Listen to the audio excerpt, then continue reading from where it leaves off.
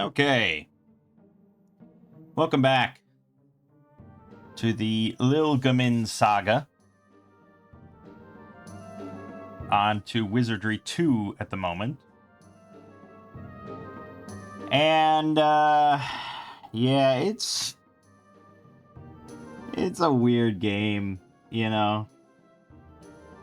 I feel like, these Wizardry games, like, back then, this is just, like, what you had for a massive amount of time, And if you played Wizardry in the early 80s on your, Apple II or something, you didn't really have, like, any resources. And you had to map everything out yourself on, like, graph paper, There was no save states, there's no fast forward, nothing. I mean, you were just in it. And if you died, if you got wiped out, you had to start over. You can imagine just how many dozens of hours it would take. But it was such a novel, new thing. And yeah, I feel probably in 1981 or so, this was pretty insane. And what's really funny is by default in Wizardry 2, if you played back in the day, if you lost your party in Wizardry 2, like total party wipe, you would have to replay through the first game.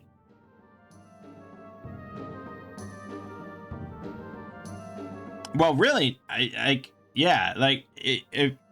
or if you lost a character and you couldn't bring them back or whatever, like they got turned to ash, you were just down a person. Because the only way to get characters here is to import them from the first game. I'm talking about originally. Now you can just make a new character, and yeah, they'll be level 1, which is a little rough, but not that bad. But yeah, I mean, it's just like a kind of insane thing. We're really almost looking at this as like a relic of gaming.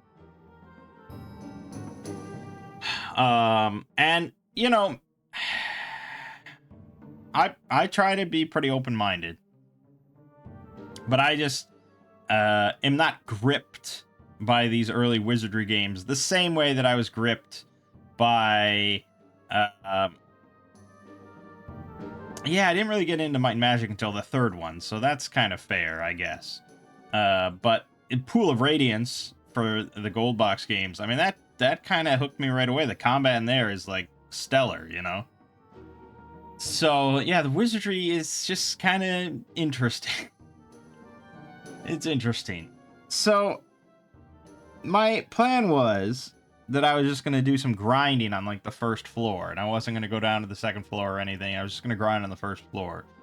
Problem is, it's like, the progression is just really wonky, and, like, any fight, even on the first floor, can be extremely obnoxious if they just start spamming AoE spells and stuff, There isn't, like... It really bums me out that the PlayStation version didn't have that red dragon fight, although that wouldn't have mattered because I would have lost everything anyways, but I would have probably farmed till I got the Dagger of Thieves to turn Stefan into a ninja.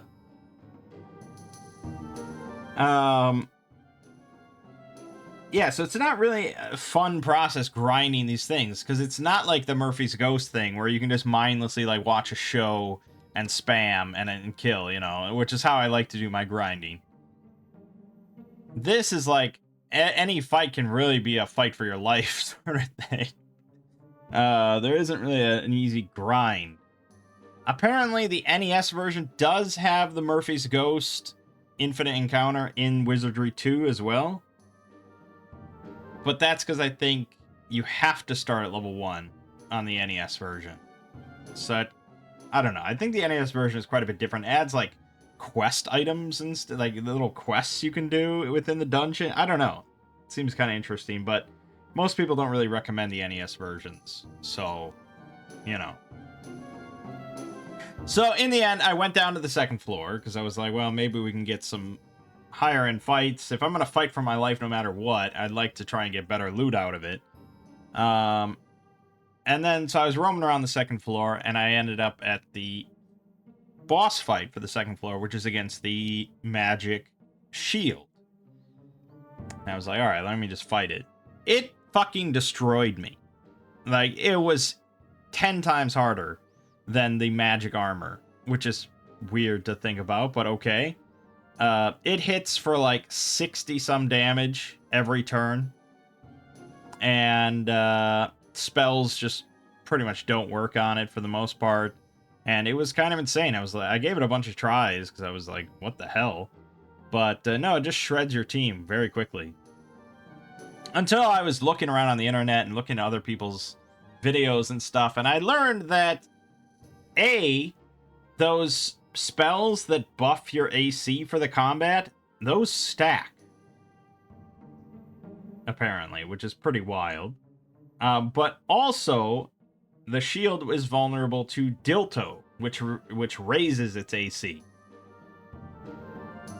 making it easier to hit. You do more damage. I don't think AC works like D&D here, as in making it harder to hit you. There are no misses against you. Well, I guess there are. I don't know. It seems to reduce damage as well, is what I'm saying. But anyways, so yeah, if you stack Dilto on it a bunch, it takes a bunch of damage from your hits that are like guaranteed to hit. And so it was basically just like spam first round, buff my AC, debuff the shit out of his AC, have all my fighters then just attack, have all the mages just keep spamming Dilto on it, and use the full heal when anybody takes a hit. And I did kill the shield. And the shield's pretty great. It's on Heinous now, so his AC is nearly as good as Mangg's, and it has the infinite heal ability. You can cast Dialma infinitely. So basically, you never have to go into a battle with less than full health at this point, which is good. So then, I was like, okay, that's the second floor done. So then, I actually went ahead and did the... Which ones did I do? One thing led to another, and I just, like, couldn't stop myself. You know, I wasn't in control of my own actions for a little bit there. But I ended up going...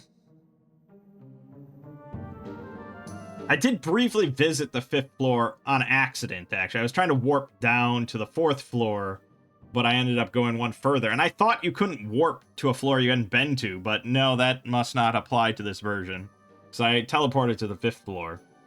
But I didn't kill the boss there. But I did end up killing the boss for the 3rd and 4th floor, so we also have the magic sword and helm. So obviously, the sword, Hrafnir, is like the best weapon in the game.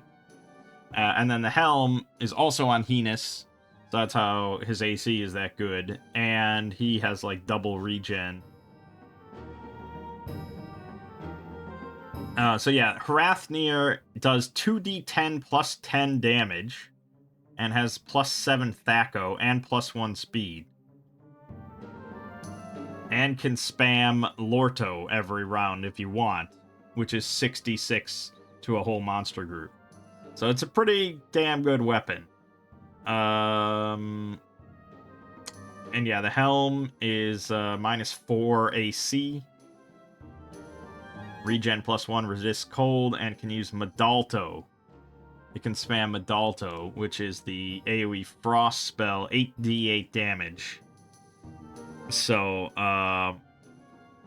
generally, I would say Heinous is better off doing that every round instead of attacking. So yeah, we have 4 of the 5 magic items, I guess, is what I'm saying to you. Because now all we have to do is go down to level 5. And do the battle against the magic gauntlets. And then go back up to the top. To the little shrine.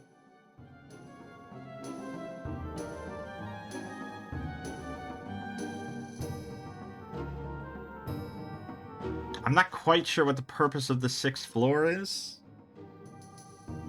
It says you get the Staff of Light. But I don't know what purpose that has. Because the goal of the game is to get the 5 parts of the Knight of Diamonds. And if you go to the top part of the shrine with all 5, you lose all your equipment and get the Staff of Nilda.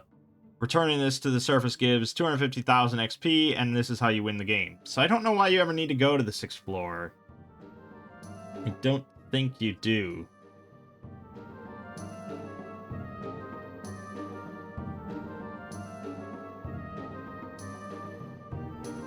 So yeah, we're pretty close to winning, I think. So let's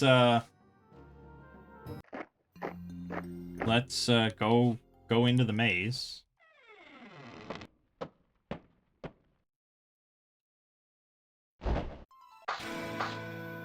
And now, theoretically, I should be able to just malore down to the 5th floor again. But I wonder if I can actually malore to, like, where the boss is.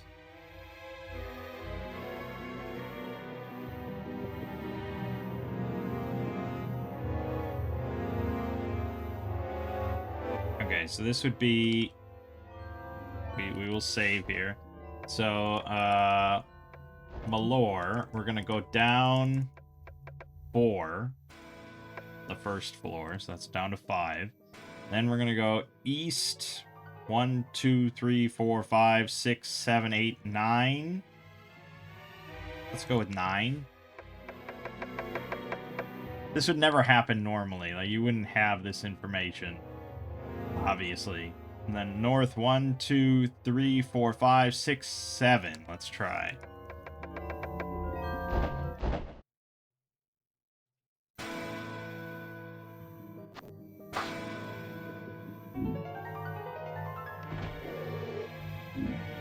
Right, this encounter.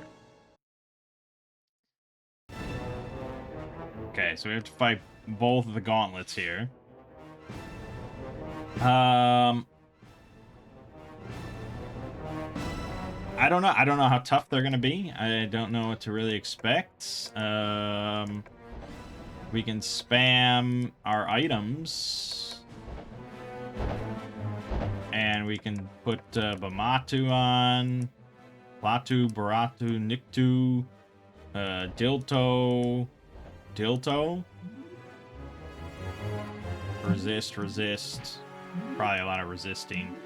Pardoon just took a shit ton of damage, and he cast Tilt-A-Weight, and we're almost all dead. Fuck. Alright, let's try that again. Let's try spamming Catino, because if we can put him to sleep, that would be a big help.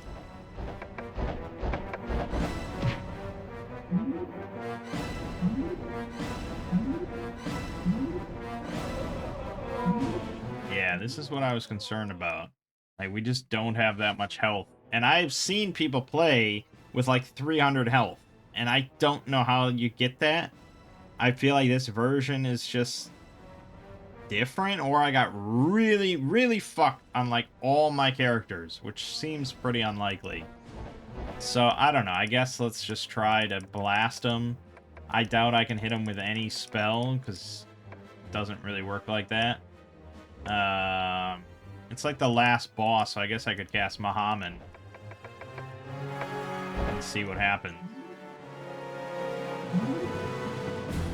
So you can silence enemies. Well, that would be pretty big.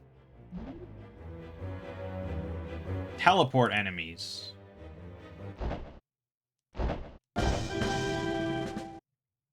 Yep. All right. Instant win. Okay. Amazing. All you have to do is cast that and you win. Holy shit.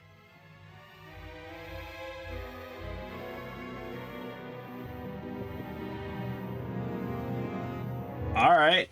Well, that was that. So now...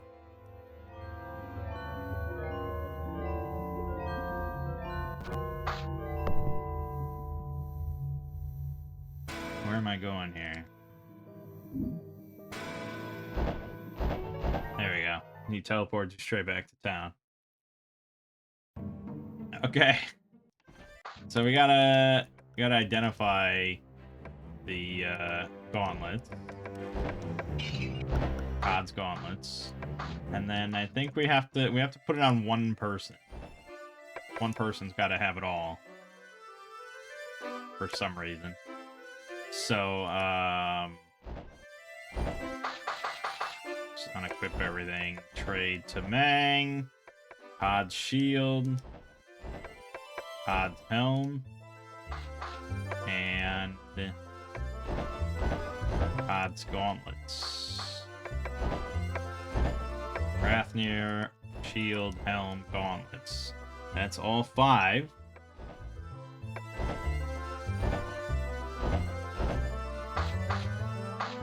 Okay.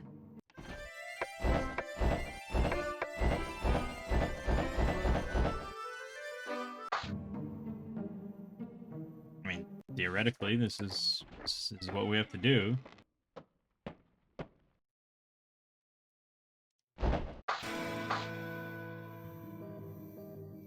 Well, we may as well be lit up while we do this.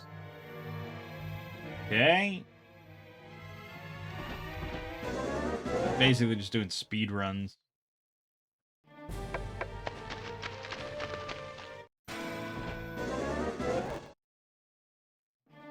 A little old man tried to stab me. Dumb shit. A hideous apparition demands of you the answer to the riddle of the Sphinx. Oh, that's why you'd go to the 6th floor. Because that's how you find out the answer to the riddle, which is the Knight of Diamonds. I mean, you might be able to guess that, but it also tells you, or hints that you need to go to the shrine here by yourself, with one character.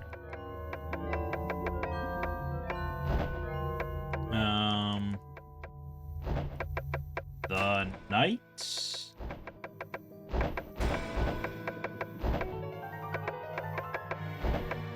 So yeah, this playthrough should not be representative of what the game is actually like.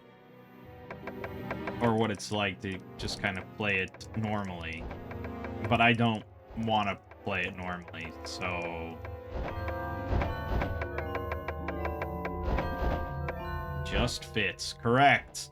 A now familiar apparition appears. Through your valor, wit, and presence of mind, you have proved yourself this day. By obtaining the complete regalia of the legendary knight and presenting it here before me, you have demonstrated the worth of your ilk.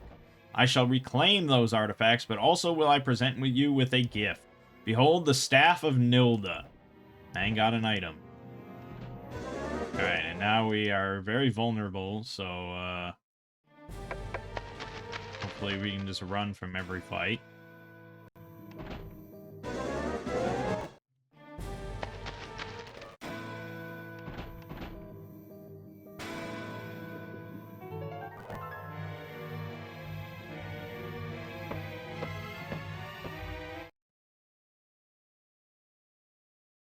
Congratulations! You have retrieved the Staff of Nilda, and the city is again safe from the evils of war. As a token of our gratitude, we bestow upon you the highest honor. It is in our power to present the Mark of Nilda. Of course, we realize that you were aided by other brave and noble warriors. To these we bestow the order of Knight of the City. Oops. Making us a knight, yes. Yes, these are all knights. And that was it. Yeah. Okay. And that's it. That's the end. That's the end of it. And he lost all his equipment.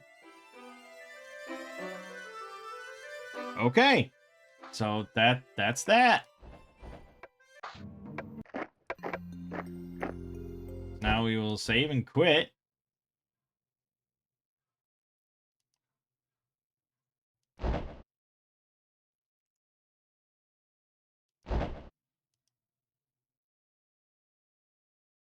Uh-huh. Okay, and then on to Scenario 3, Legacy of Lilgamin.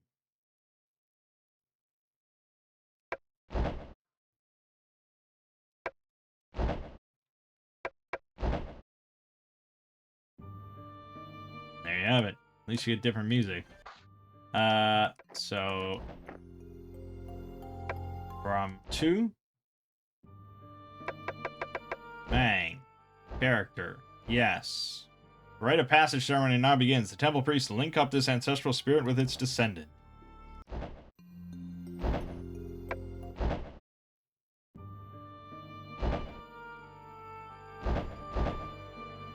Choose an alignment for descent. Oh, okay, so this is different. So we're not playing these characters, we're playing their descendants. Okay, hold on. Alright, hold on. We need...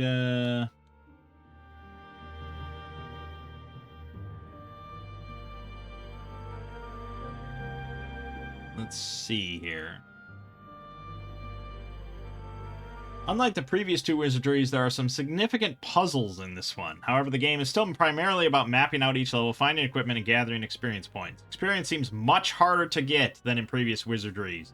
And treasure is trickier to get, as it seems a thief is wrong more often than not, even at high levels, making opening chests dangerous through the entire game.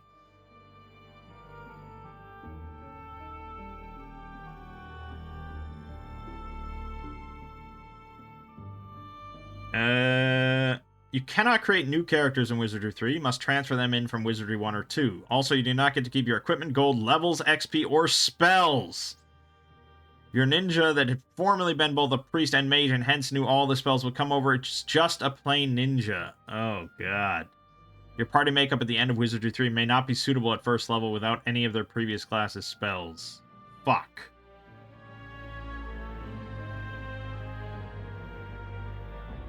When I played Wizardry 3, I reverted back to the standard 2 fighters, 2 mages, a thief, and a priest. Everyone except the priest was neutral for reasons that will become obvious later. Don't make a lord or a ninja as they can't switch alignments. A necessity in this game. Fuck. Well, I feel like...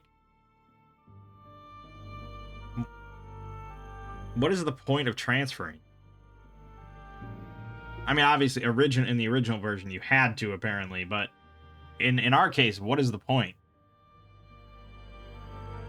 You don't get to keep equipment, gold, levels, XP, or spells. That's everything. That's everything that makes up a character, really. Unless the stats stay the same, but I kind of doubt it. Make a bishop, keep him at home to identify, blah, blah, blah, blah, blah, blah, blah, blah, blah. First, make a good aligned party. Get to level 4, defeat Delph to get the Crystal of Evil. Okay, this sounds way more involved. Go to level 2, go to level 4, go to level 4, go to level 5, go to level 1. Buy the broadsword, head to 3, trade the broadsword for the gold medallion, trade the medallion for the holy water, then go to level 5, get the Crystal of Good and the Rod of Fire, give the 2 crystals to one of your evil characters and invoke the Crystal of Evil, head to level 6, get the Orb of Irithin, return to town, give the orb to the elders. Okay, so that's the general walkthrough of the whole game.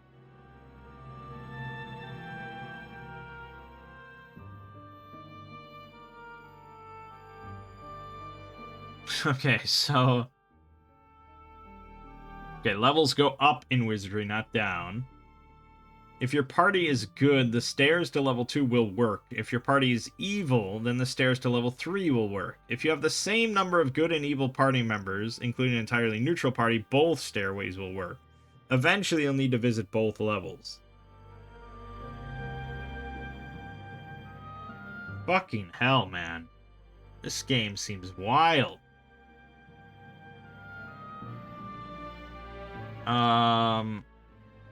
Now I'm not sure what I want to do.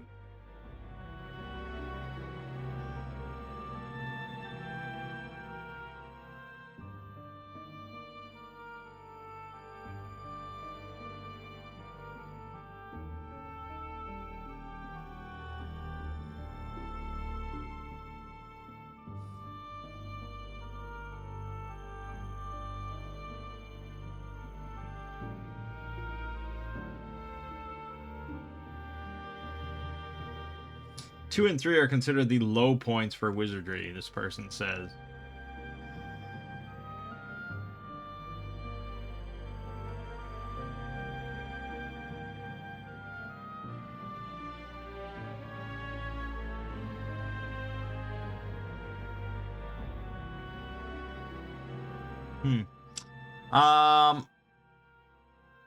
Yeah, I'm just not sure.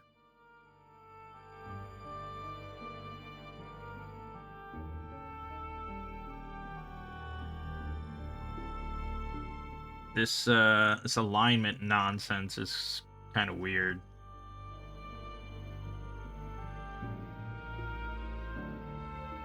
This person says you do maintain your stats. Okay, so do we want to be...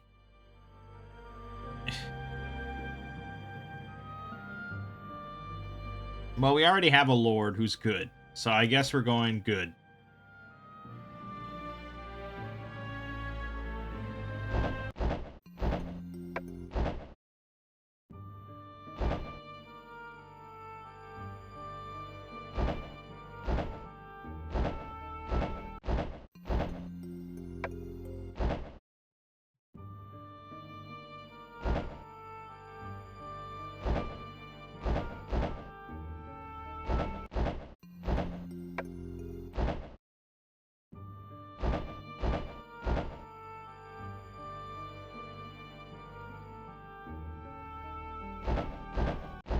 Yeah, I mean, I guess we want them to mostly be good because good characters can swap between them. Oh, I guess neutral's pretty good. I guess like... No, now I don't know. Now I'm second guessing myself. Whatever, we're all good. Okay. So that's great. And, no, they didn't maintain their stats, although it seems like if they were at 15 or above, they dropped down to 15. So I guess that's alright. That's better than if we made new characters. But yeah, the real problem is we lost spells. So that's the main issue, is that I don't have a priest now.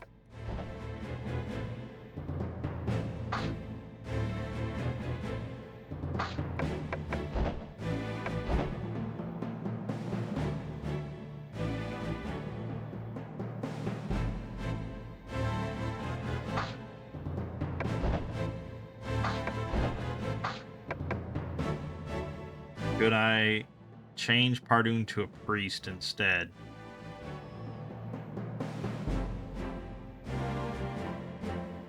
Probably, because I don't know if Mangg's ever gonna get Mahdi, which is the full heal spell. And that seems pretty important.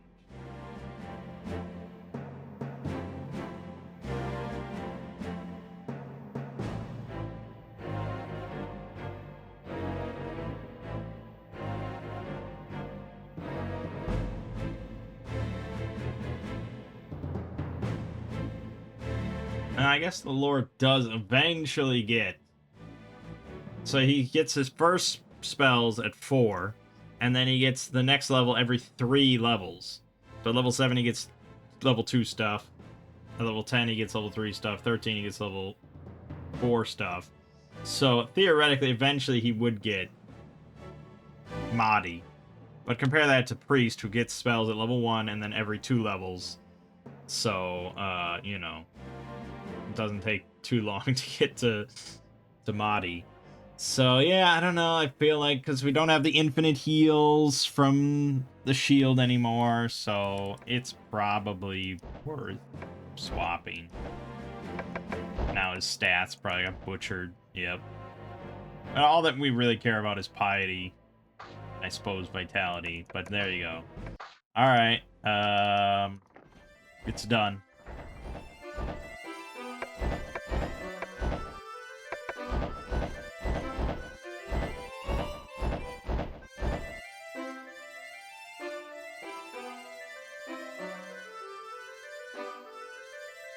I'm still sticking with the thief, because my hope is to someday become a ninja. Except I made him neutral again, I should have just made him evil.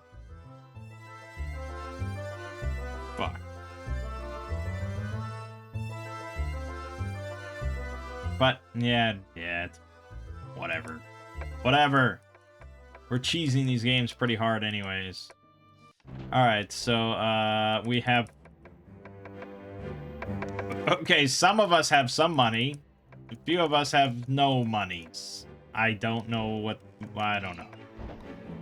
But we definitely want weapons. Oh, they added hand axe and battle axe. They took out the anointed shit. Just have mace now and flail. Broadsword +1. Ooh. Okay, so they changed longsword to broadsword. I guess it was more accurate or something. Hard to say, but we're gonna go with probably broadsword, even though the mace is slightly more expensive. Let's see here. Thieves can use hand axes, 1d4 damage. Battle axe is 1d6 +2, +4 Thaco. The broadsword is 1d8. Well, honestly, then the battle axe is better. Which makes sense. It costs a lot more. Lords cannot use the battle axe, however. So Mangg is going to have to go with the broadsword or the mace. But the mace is not better. So... okay. So Mangg will get the broadsword. He'll buy... oh boy, it changed all sorts of names. I guess he'll buy the... Auber. He'll buy a heater shield. I'll hold off on the Saleh just yet. Penis will buy the battle axe, the auber, the heater shield, assuming I can use the battle axe with it. And Stefan will buy... yeah, so the hand axe he could use. Hand axe versus short sword. Or dagger. Dagger is 1d4 +1 Thaco. It also gives +1 AC, interestingly enough. Short sword is 1d6, but +3 Thaco. That's quite a bit better. Hand axe is 1d4 +3, so I don't know why you'd ever use the hand axe. Why does the hand axe exist? Is my question. I don't know why the hand axe exists. Anybody that can use a hand axe can use a short sword. And it's just better. It's just better. So we're gonna go with short sword. We will buy the cuirass, the round shield. No helm for you. Okay.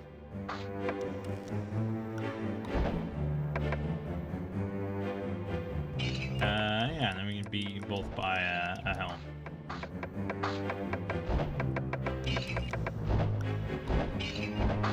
Alright, that's money. That's money. I mean, I guess you can always... oh, Pardoon is a priest. That's right. So he could... wear a cuirass.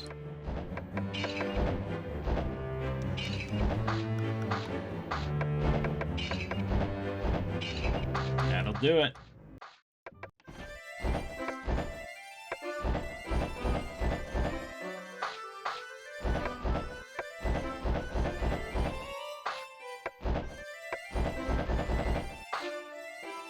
Damn it.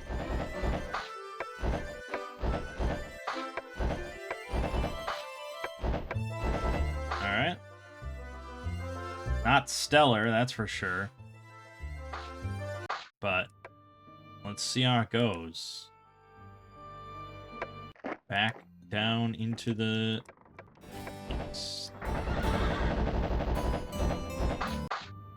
back into the maze. The Legacy of Lilgamen.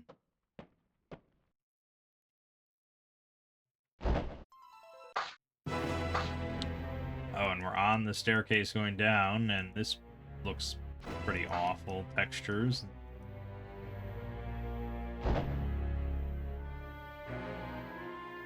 Sign of the door reads barracks.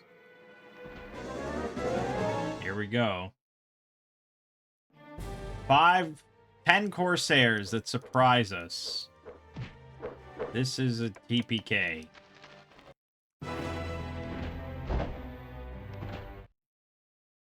You stand on a beach. Beyond it lies a dark lake in which is a small island. Okay. What? What did that say? You are at the water's edge. If you go any further, you will drown. Okay. Well, we don't want to drown, do we?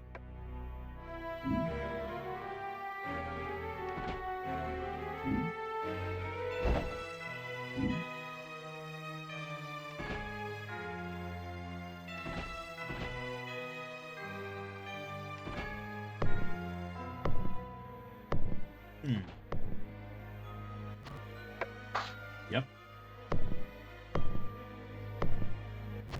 Till we get little Milwa.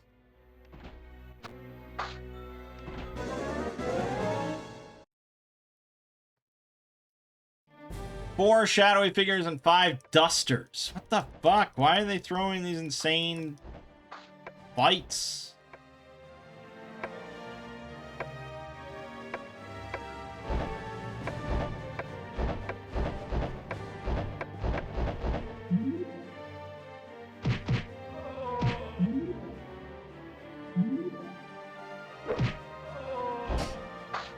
So ridiculous. Okay, great. Try this again.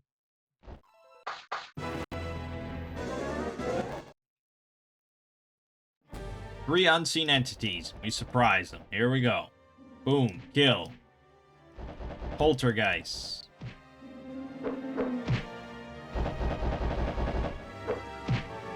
That's what we like. XP. 50 XP for that. Oh my god.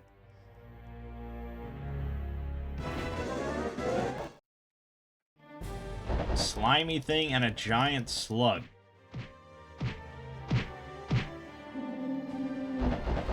Well, that hurt.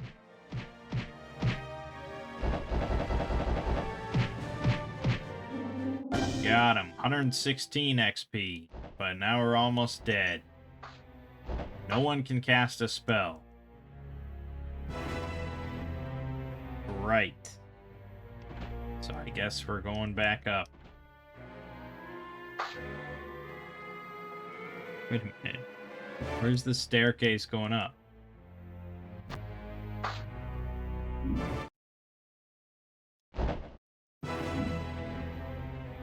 Oh, right, we go up. Yeah, no, you're right. Because we're going up a tower or something. Even though there's like a lake on the first floor.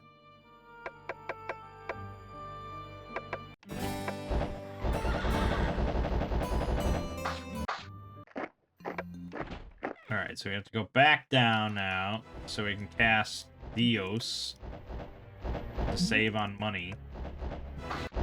And then go back to town so he can get his spells back. And then go back.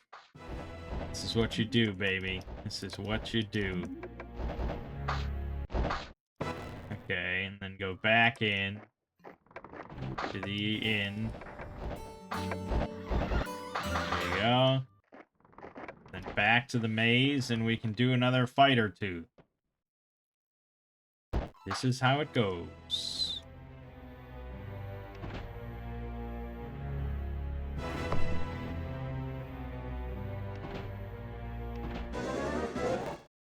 What you got? Strange plants. Yep. And then that would be it. And then these characters would die. And you wouldn't have enough money to revive them. And then you'd have to play through Wizardry 1 and 2 again. To get characters to come back because you died. It's just all insane. I can't even believe that this exists as like a concept.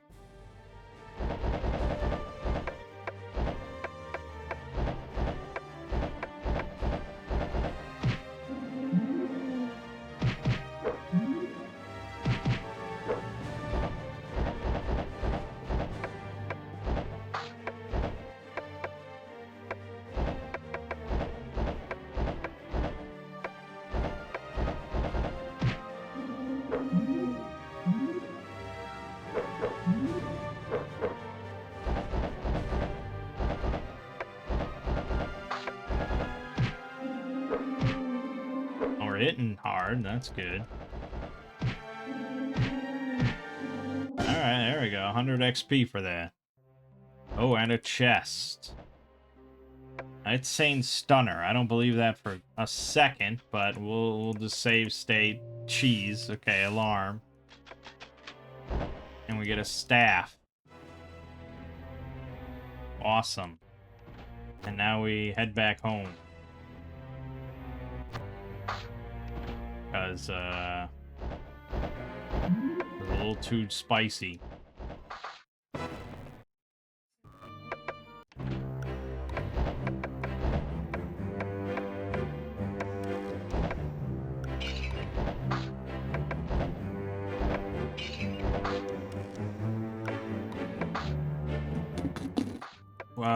And we're still a ways off from levels.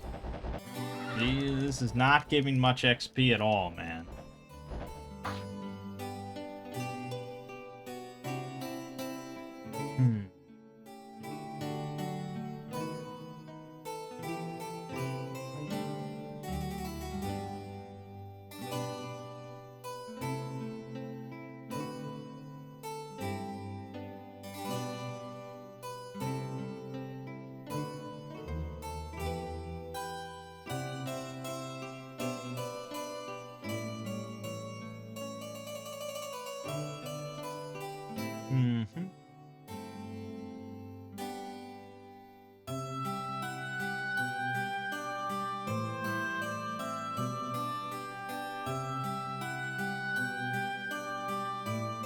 So CRPG Bro covered Wizardry 1 through 3. He actually gave up on it and then came back like 5 years later to revisit it. He says, difficulty is, of course, a key part of the Wizardry experience. By including permadeath, but disallowing traditional saves, and by offering no ability to restore spells while in the dungeon, each of the first 3 games maintains a marvelous sense of tactical tension. Each step feels like a risk. You find yourself carefully weighing whether to map a few more squares or start heading back to the surface for a refresh on spell points. There's a palpable relief when you get back to the castle and know you're temporarily safe. There are hard individual battles, yes, but the real difficulty comes from the accumulation of battles, the slow whittling down of your hit points and spell slots. A battle doesn't have to be hard to be ruinous, it just has to be unlucky. A die roll goes bad and a character gets decapitated. Unlike most games, you don't have the option to reload, so with a sinking feeling in your pit of your stomach, you bring him up to the surface and try your luck with a resurrection. Another die roll goes bad and he turns to ash. Raised on modern RPGs, you find yourself unable to believe that that's the end, that there really isn't any other way out of the situation.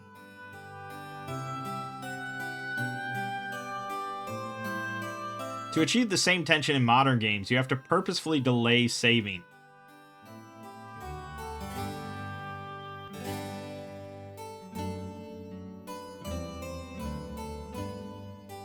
Yeah, but this is... I mean... Yeah. Wizardry admittedly goes a bit too far, particularly in the second and third scenarios, when death is not only permanent, but creating a new character means firing up the original Wizardry, creating him, and importing him into one of the sequels. 3 is slightly better in this regard, since imported characters are supposed to be descendants of the 1 or 2 party members, and thus start the game at level 1 no matter what level they were in the previous game. Starting over in 2, on the other hand, meant trying to survive the advanced dungeons of that game with a level 1 party, or spending time rebuilding a character in the first game just so you could import him into 2 at a higher level. I paid my dues winning Wizardry straight, burning through dozens of characters before defeating Wordna with my umpteenth party, so I don't feel compelled to adhere to such difficulty in 3. So basically, he sets his iPhone timer for 30 minutes after each save, and don't allow himself to save again until it goes off. In the case of Wizardry 3, that means allowing myself to back up the scenario disk.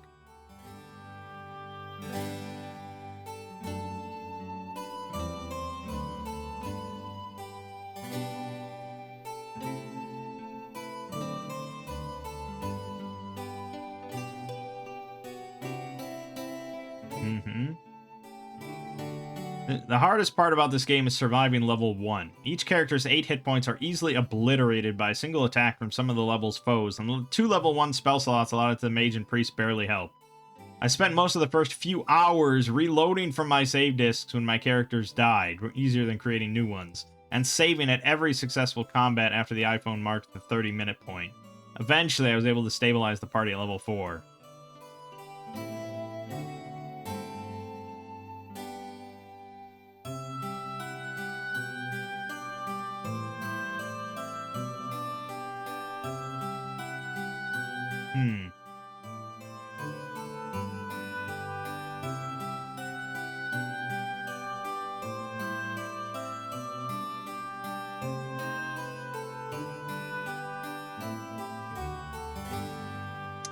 Level 1 of the dungeon is dominated by an area shaped like a castle with 4 turrets in the corner.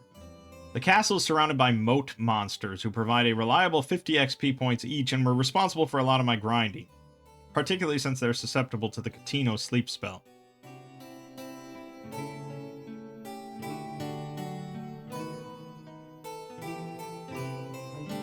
Okay. Alright, well, I think I'm going to end the video here then, because basically I just have grinding to do.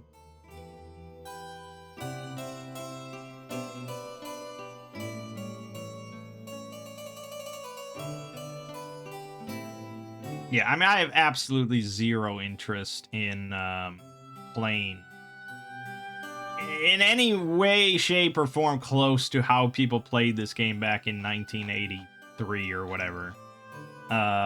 That just sounds like...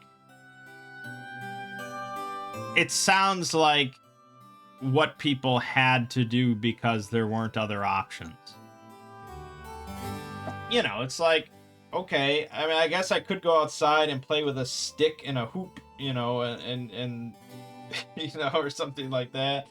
It's like, yeah, I guess I could, because that's what people did back in the day, and it was probably the bee's knees. But I don't know. Like, there's a reason that games aren't made this way anymore, and there's a reason that these games are not even especially popular amongst people that like old CRPGs. You know, this is just kind of a lesson in frustration, and you can, you know, it's gonna appeal to a certain extremely small percentage of the population that will play like this, I mean, CRPG Addict obviously is very much into this old school stuff. He maps everything out on paper or whatever, and he will force himself to only save every so often and things like that, you know, and he will restart, you know, to kind of have that experience. He even has... He's talking about in here how he played Fallout New Vegas. And he specifically forced himself to not save because he really likes that tension of you know, the risk of dying and losing a bunch of progress. That's who this is more meant to appeal to.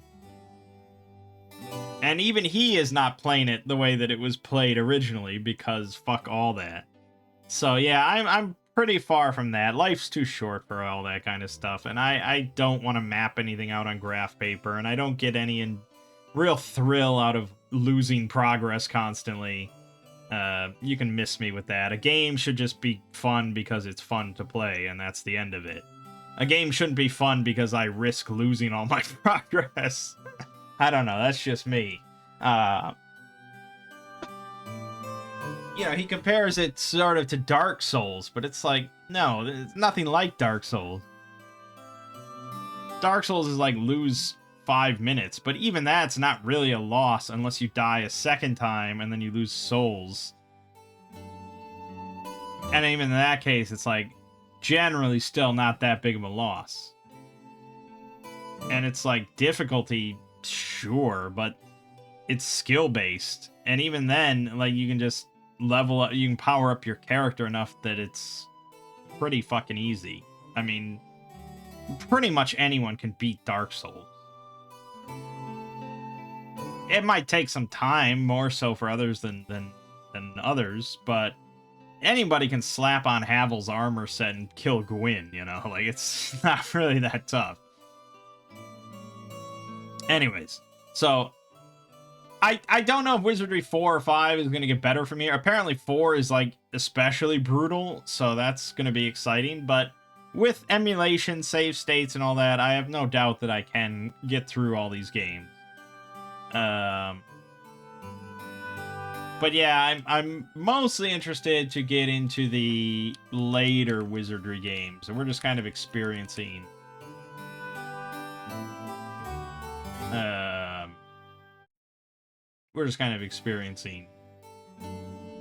these early ones, because apparently 7 and 8 are like the way to go. They're like the best of the series for the most part. I don't know. We'll see. But yeah, I'll get to grinding.